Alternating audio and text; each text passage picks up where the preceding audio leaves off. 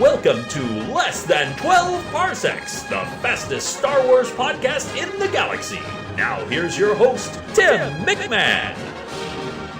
Hey, it's Tim. I'm so sorry yesterday family events kept me away from the microphone, so I could not bring you our weekly recap and review of all the headlines that grabbed my attention in the last 7 days. So, you know what? It's Saturday. Who cares? Let's do this now anyway.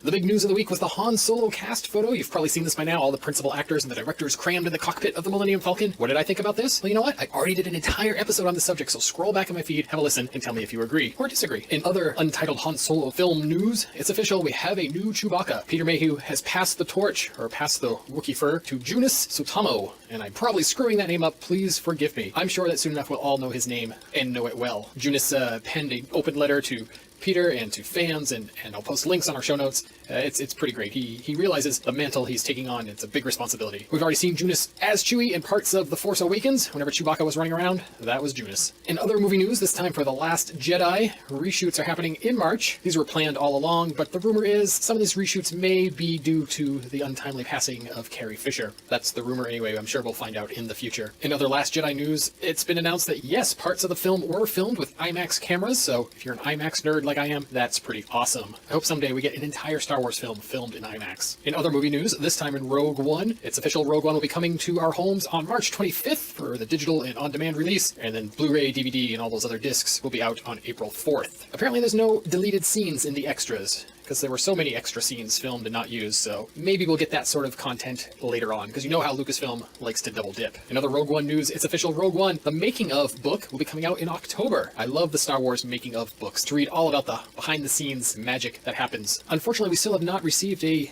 The Force Awakens making of book. Very disappointed in that. Come on, Lucasfilm. Come on, Lucas Books. Come on, Disney. Get on the ball. And before I go on to the next news, just stop and think for a minute, how awesome is this? I just gave you news about 3 Star Wars films, all 3 current new films. Ladies and gentlemen, we are living in a golden age for Star Wars.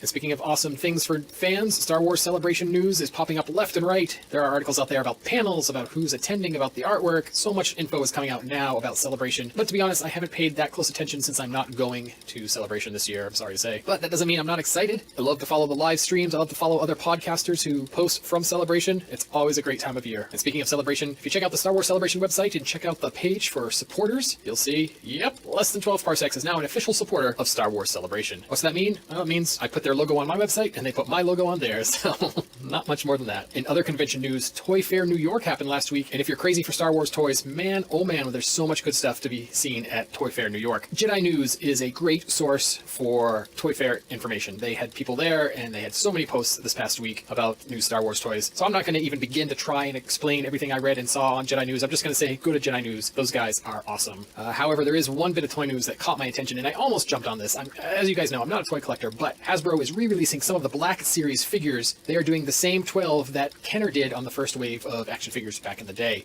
And they're releasing the original 12 on card backs designed to look just like the original card backs from Kenner, just bigger. Man, oh man, these look sweet. I almost purchased them just to have them to hang on my wall unopened, but I decided not to. Like I said, I'm just not a toy guy. If you are a toy fan and you jumped on this, let me know. I'd like to hear your impressions. And in this week's rumor mill, I try not to report on rumors, but this keeps popping up over and over, and we've been hearing it for years, that they're going to re-release the original edits of Star Wars.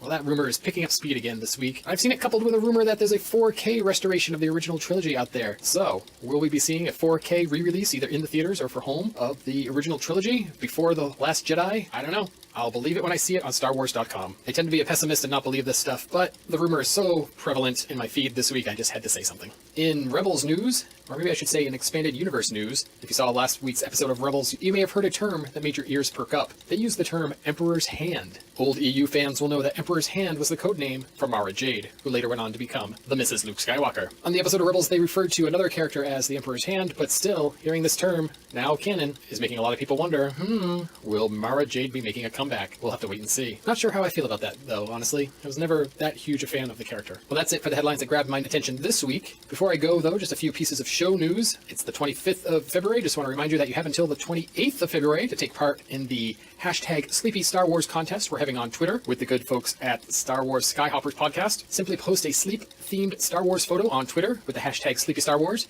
and tag at 12parpod and at SW Skyhoppers, and you'll be in the running to win a Kanan-styled sleep mask, handcrafted by Ash from the Star Wars Skyhoppers podcast. And finally, next week on Less Than 12 Parsecs, every topic I talk about will be a theme submitted by listeners like you. So if you have something you want me to talk about for 5 minutes or less, please let me know. Email me at 12parsekspodcast@gmail.com or connect with me on any of my social media accounts. All the links can be found on my website, 12parsekspodcast.com. Well, that's it for the news this week. Thanks for your patience, and thanks for listening. Utini!